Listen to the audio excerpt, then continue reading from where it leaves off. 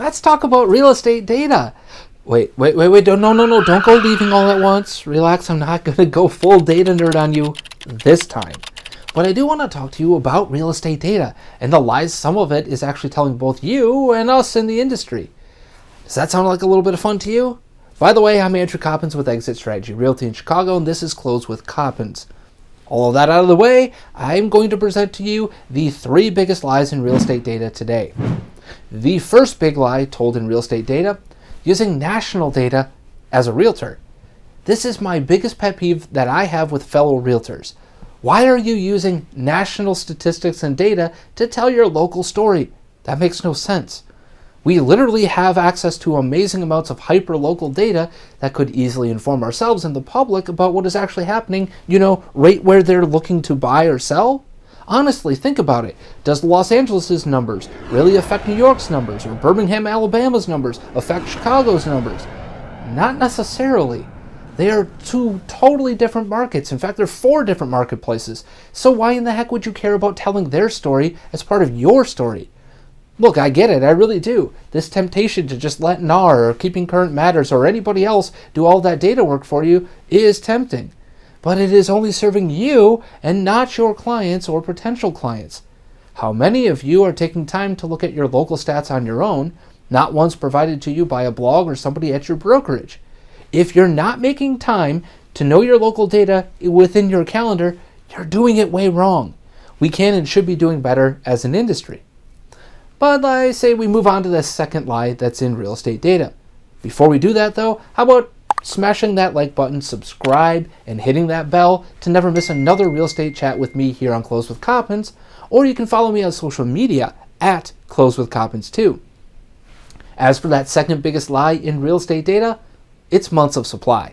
Along with the national data, all of us realtors out there are guilty of this next data disaster, using months of supply in our conversations.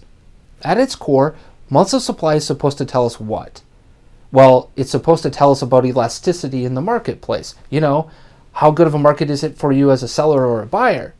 Except once you actually dig into how this number is calculated, you realize that it is a terrible measure of how elastic the market really is. Now, there are at least 3 different ways that organizations measure months of supply. And right off the bat, as a former data analyst, anytime that level of inconsistency exists, I'm out. Some people use a 12-month rolling average. Some within that 12-month rolling average are using pending sales or closed sales. And oh, by the way, some are using 30 days. So you're getting a completely different story from those 3 different numbers. But you wouldn't know it because nobody's really telling you exactly how they're calculating that number. Oh, and to top all of that off, to get from the raw supply number to this magical how many months of supply exists, you have to believe that there will never, ever be a single home sold or bought ever again. That is utterly ridiculous. Here's the good news. There is a data point that solves the problem of quickly speaking about the supply and demand of homes. And it's right at your agent's fingertips too. I call the solution excess supply. You, the agent, all you simply need to know is how many homes are pending and how many homes have been selling versus how many new listings have come onto the market on a bi-weekly basis.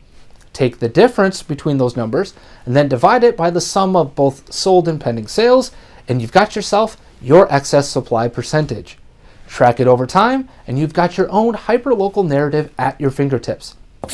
Back in the first 2 weeks of March, as I began to track what I call excess supply, it sat at just 7% in the 4 neighborhoods that I track most closely. Yes, that's right, just 7% of the homes that have come to the market were in excess of the homes that were coming off the market during those 2 weeks.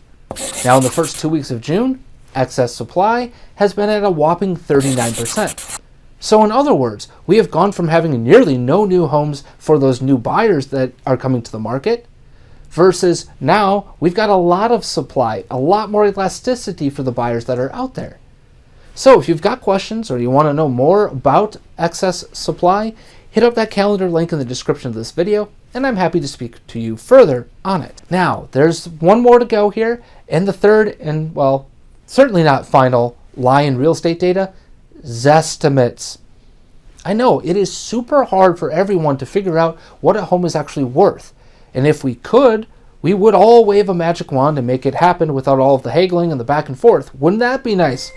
Then again, would you really need a real estate agent? Never mind. Enter the Zestimate, right? Zillow's attempt to use an algorithm to tell you and the public what your home is actually worth or what you should be buying it for. There's just one major problem. Zestimates are worth absolutely nothing.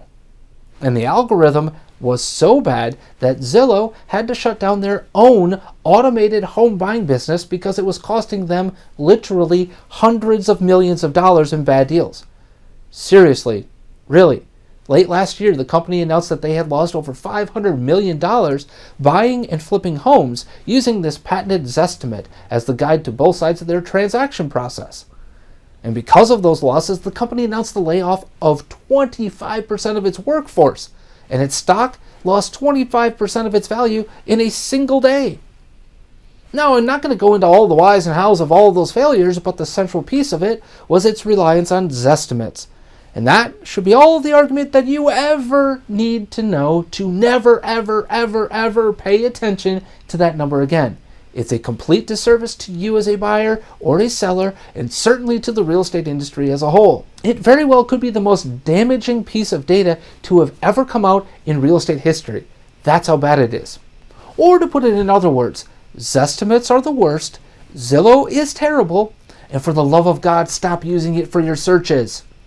There are way better and actually more specific search tools that exist that allow you and your realtor to control the process, not somebody just mining your data. In fact, I've got one such tool that literally every client I have used it with has fallen in love with it.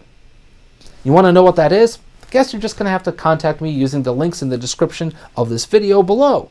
Trust me, you're going to thank me later when I've saved you a bunch of stress in your buying process. Now, if you want to know more about data within real estate, once again, I would be super happy to speak with you. Hit up those links in the calendar area in the description of this video below, and let's connect. Until next time, though, I'm Andrew Coppins, realtor with Exit Strategy Realty in Chicago, and I hope you'll close with Coppins soon.